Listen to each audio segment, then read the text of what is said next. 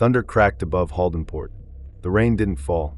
It hovered, thick, electric, just like the tension inside the Gildencrest Hotel's grand ballroom. Beneath crystal chandeliers, the city's elite murmured over their champagne flutes, their eyes tracing a single figure at the far end of the room. Mina Langford. She stood under a pillar of light near the stage. Dressed in a sleek emerald gown that shimmered like tempered steel, she was all elegance and precision. Her clipboard rested flat against her side, her eyes scanning the final setup for the Wellenridge Gala, Haldenport's most exclusive social event. But something was wrong. The centerpiece. It wasn't the one she approved. Her heart thudded once, then again, harder, as she crossed the ballroom floor, heels clicking like a countdown. She stopped at table 1. The orchid and citron arrangement she'd designed was gone. In its place stood a grotesque display, gaudy, overdone, and worst of all, wilted. Sabotage. Mina's breath caught. Her staff wouldn't dare. The replacement hadn't just undermined her aesthetic. It screamed disrespect. Is there a problem? The voice dripped like syrup laced with arsenic. Verena Howcroft. Mina turned slowly. Verena stood there in black velvet, smiling with teeth too white, too sharp. She didn't wait for Mina to speak. I hope you don't mind. A few of us thought the original centerpiece lacked character, so we made an adjustment. She raised her glass. Collaboration is the soul of refinement, after all. Mina's fingers curled inward. Her voice, when it came, was steady. Those arrangements were approved.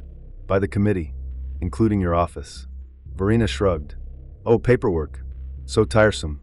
A minor edit for the sake of tradition. Minor edit. The words swirled like smoke. Mina scanned the other tables. All of them. Changed.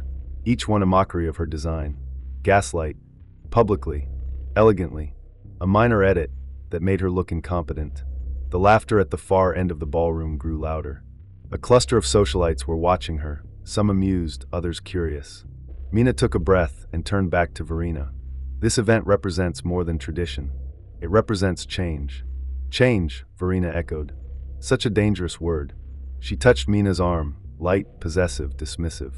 We'll see how the evening unfolds, won't we? The hours crawled. If you're enjoying this story, kindly do us a favor and subscribe to our channel. It is free and won't cost anything, but it means the world to us. We're just a small channel trying to grow. Thank you, and back to the video. Mina walked the perimeter of the ballroom like a soldier in enemy territory.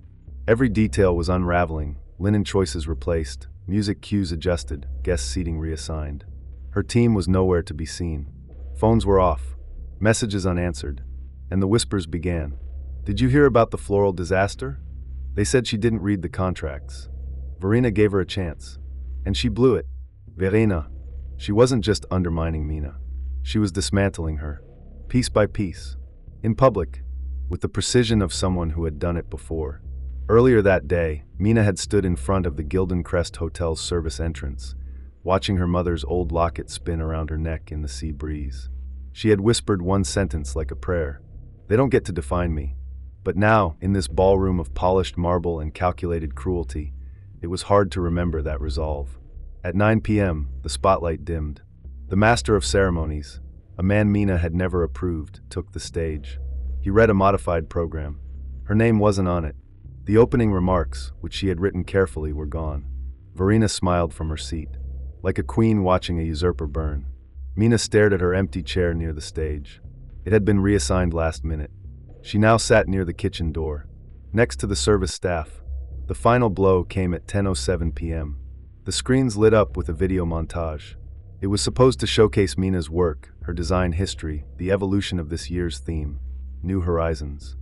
Instead, a clumsy, chaotic clip played, a montage of technical errors, mismatched fonts, and clips deliberately taken out of context.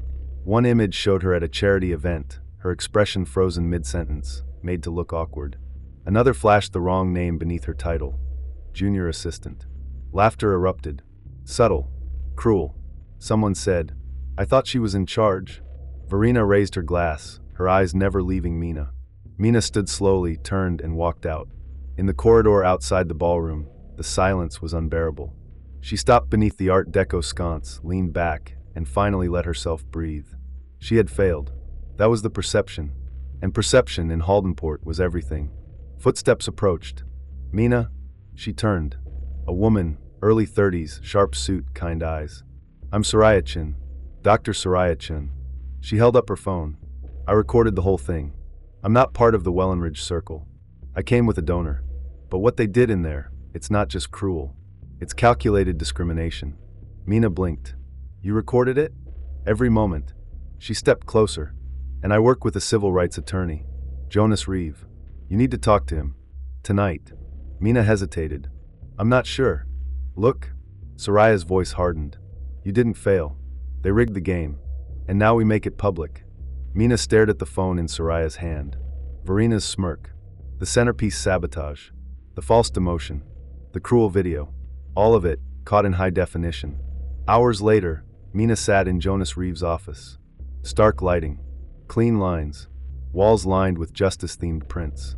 Jonas had seen the footage. His expression never changed. When it ended, he said only one thing. You're going to make history. The next morning, Haldenport woke up to fire. Not literal, but digital. The video posted by Dr. Chun had hit 500,000 views by sunrise. Hashtags surged. Hashtag Wellenridge exposed. Hashtag Haldenport divide. Comments flooded in. Media inquiries. Influencers weighing in. City council members. Prominent donors pulling back. Mina Langford's name was on every screen. Not as a failure. As a whistleblower. Verena Howcroft's office remained silent for the first 12 hours. Then came a single tone-deaf statement. The Wellenridge Gala remains a beacon of tradition and elegance. Misinterpretations will be handled privately. It backfired instantly. Screenshots of internal emails leaked. Ones that showed deliberate seating changes. Unauthorized video swaps. Subtle references like optics and fitting the image. Jonas filed the complaint. Official. Legal. Relentless. The Gildencrest Hotel launched an internal review. And Mina? She didn't speak publicly. Not yet. She stayed quiet. Strategic. But Haldenport was changing. Quietly. Rapidly. Some voices wanted her silenced. Others wanted her elevated. And a few, like Verena, wanted revenge. 2 nights later, Mina returned to the orphanage where she had grown up. Old walls. Peeling paint. A place that had once made her feel invisible. She stood before the cracked fountain in the courtyard, phone buzzing non-stop. News alerts. Legal updates. Apology offers. The wind carried voices from the playground where other children once laughed. You're not supposed to be here, a voice behind her said. It was Elandra, head caretaker. She hadn't changed in 20 years. I needed to remember where I started, Mina said softly. Elandra looked at her. You always stood tall, even when they kicked you down. The next day, Mina received an anonymous envelope. No name. Just her name scrawled in aggressive cursive. Inside, photos. Emails. More evidence. Proof that Verena had done this before. Other names. Other victims. Silenced. Forgotten. The last photo was of Mina, taken from a surveillance camera outside the ballroom. Marked. Make sure she doesn't come back. At midnight, Mina sat alone in her apartment, staring out at Haldenport's glittering coast. The city looked calm, but beneath the surface, power was shifting. And someone who had watched quietly, was planning to ensure she never stood on that stage again. Cliffhanger for part 2. A knock at the door. 3 slow taps. Then silence. Mina froze. No one was expected. She checked the peephole. Empty hallway. She opened the door. And saw it. A single envelope taped to the wall. In red ink, 1 sentence. Back down or be buried. If you're enjoying this story, kindly do us a favor and subscribe to our channel. It is free and won't cost anything. But it means the world to us. We're just a small channel trying to grow. Thank you, and back to the video. The note lay on Mina's desk, its words etched in bold ink. Back down or be buried. The threat was clear, the implications chilling. Mina's heart pounded as she read it again, the weight of the message settling in. She had anticipated resistance, but this was a direct warning. Determined not to be intimidated, Mina contacted Jonas Reeve, her attorney.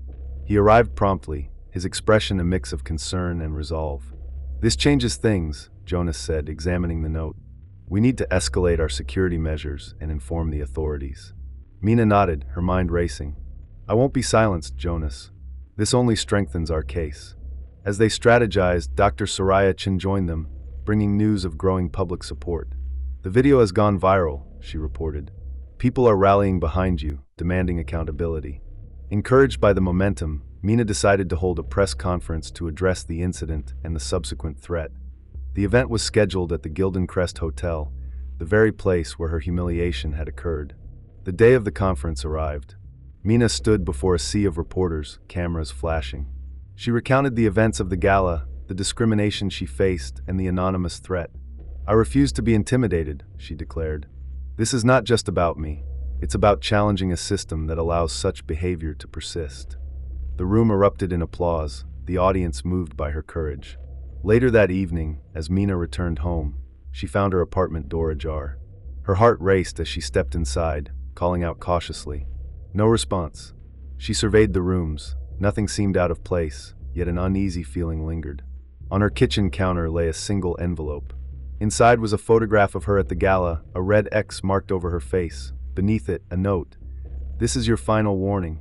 Mina's resolve hardened. She contacted Jonas and Dr. Chin, informing them of the latest threat. They agreed it was time to involve law enforcement at a higher level.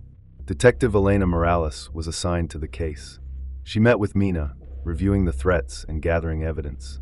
"We'll do everything we can to ensure your safety," Detective Morales assured her. "But we need to identify who's behind this." As investigations commenced, Mina continued her advocacy, launching the Langford Trust for Social Equity. The foundation aimed to promote inclusivity within the city's elite circles. Meanwhile, Verena Howcroft's influence waned. Clients distanced themselves, and her company's reputation suffered. Rumors circulated about internal investigations and potential legal actions. One evening, Jonas received an anonymous tip, a recording implicating Verena in orchestrating the sabotage at the gala. The audio was damning, capturing her discussing plans to undermine Mina. With this evidence, Jonas and Mina prepared to file a formal complaint, bolstering their lawsuit. The case gained national attention, sparking debates on systemic discrimination. As the legal battle intensified, Mina received another message, this time via email. "You should have walked away. Now it's too late." The threats escalated, but so did public support. Protests erupted, demanding justice and reform. The city's leadership faced mounting pressure to address the issues raised. Then a breakthrough. Detective Morales identified a suspect linked to the threats, a former associate of Verena's, known for his aggressive tactics. He was apprehended, and under interrogation, he confessed to acting on Verena's orders. The revelation sent shockwaves through Haldenport. Verena was arrested, facing charges of harassment, conspiracy, and discrimination. As the trial approached, Mina prepared to testify, her journey from victim to advocate inspiring many. On the eve of the trial, Mina received a package. Inside was a handwritten letter from Verena. "Mina, I never imagined it would come to this. I see now the harm I've caused. I am truly sorry." Mina read the letter, contemplating its sincerity. She knew forgiveness was complex, but her focus remained on justice and change. The next morning, as she prepared for court, her phone buzzed with a new message. "This isn't over. The real power players haven't shown their hand yet." Mina stared at the screen, realizing the battle was far from over. Haldenport was about to change forever. The letter sat in Mina's hand. Her fingers trembled. The seal was red. Not wax. Blood red. Deliberate. Threatening. She unfolded the note, expecting bile, vitriol, another stab cloaked in polite words. But this wasn't a threat. It was a confession. "Verena's not who you think she is. She didn't act alone. Look deeper. You're not just dismantling a social order. You're stepping into something bigger. Something that's been protected for generations. If you don't stop now, others will fall. Not just reputations. Lives. No name. No return address. But there was a symbol at the bottom. A silver feather, embossed faintly into the page. Mina stared at it, chilled to her core. She didn't sleep that night. Neither did Jonas Reeve. The next morning, he stormed into her office with 2 files and 1,000 questions. "They've frozen 3 bank accounts tied to Verena's firm," he said, slamming down a folder. "And guess what? They were funneling money into something called the Pillar Society. Ever heard of it?" Mina shook her head. "Neither had I. Until I traced it." He opened the second folder. Inside, photos, articles, names, old names. Founders of Haldenport, mayors, judges, landowners, and all connected by the same symbol. The silver feather. It wasn't just about racism. It was about power. Systemic. Multi-generational. Hidden behind gala lights and charity luncheons. Dr. Soraya Chin arrived minutes later, holding her phone. Her face was pale. They threatened the clinic. What? Mina asked. I received an anonymous call. Said if I continued helping you, they'd shut down our funding. Then I found this on the door. She held up a crumpled flyer. Know your place. Same feather symbol. Same crimson type. Jonas went still. This is no longer a case. This is a network. But Mina didn't back down. She stood, straightened her blazer. Then we bring them all down. The courtroom hearings began. Jonas filed for discovery against Verina's firm. The judge approved it. Within days, they uncovered internal memos. One document was marked, Class Protocol Enforcement, Wellenridge. It detailed strategies, manipulations, psychological tactics, lists of guests deemed acceptable and those labeled optically risky. Mina's name was circled in red. Beside it, watch closely. She's becoming dangerous. Shock waves rippled through Haldenport. Media outlets flooded the Langford Trust. Protests erupted in front of the Gildencrest Hotel. But Mina didn't care about optics anymore. She wanted truth. And then it happened. A former employee of Verina's firm came forward. Anonymous at first, then public. His name was Elias Trent. He was the firm's internal operations manager. I was told to make Mina Langford fail, he confessed. It was never about her designs. It was about what she represented. The statement went viral. Sponsors pulled out of Verina's last remaining contracts. She was officially blacklisted. But Mina wasn't finished. 2 weeks later, another hearing.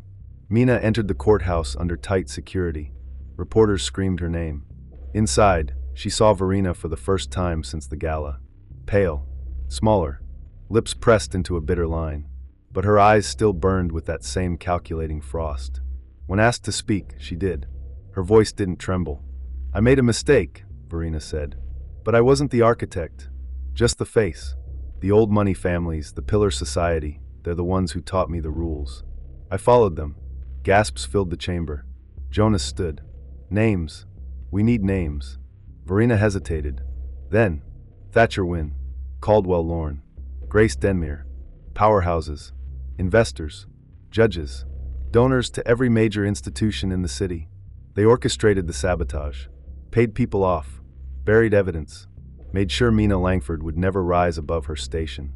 Verina's voice cracked on the last word. Mina watched her carefully, not with hatred, but with recognition. Verina had been a weapon. Now she was broken. Over the next month, indictments were issued. Caldwell Lorne fled the country. Grace Denmere released a statement denying all charges, but was removed from the City Cultural Council. Thatcher Wynne, arrested in his home. The silver feather no longer whispered. It screamed. Months passed. The Langford Trust grew. It received funding from international organizations. Programs were expanded. More scholarships. More investigations. The orphanage where Mina had grown up became a beacon, renamed the Haven Institute. A school. A resource center. A place for healing. At its inauguration, Dr. Soraya Chin spoke softly. They tried to silence a voice. Instead, they amplified a generation. Mina stood beside her, holding the ribbon scissors. But something still lingered. A shadow. The confession letter. The warning. She'd never found out who wrote it. Until one morning a package arrived. No return label. No markings. Inside, a thumb drive. And a handwritten note. You're not finished. There's one more. Mina inserted the drive into her laptop. One video file. She clicked play. The footage was grainy. A hidden camera. A lavish lounge. Velvet chairs. And in the center, a group of men and women. Old. Rich. Smiling. At the head of the table, Richard Kessler, head of Haldenport's business council. Mina recognized him immediately. He had donated to the Langford Trust months ago.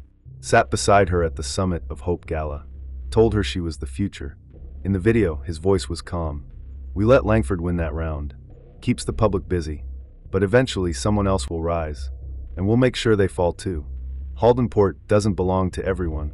It belongs to those who built it. The screen froze. Mina stared in silence. Then she whispered, "They're still here." Her phone buzzed. A text from Jonas. "Turn on the news. Kessler just announced a new community initiative with your name on it." Mina looked at the screen again, then out the window. The city shimmered beneath morning light. Not yet healed. Not yet safe. But not silent either. The time for celebration was over.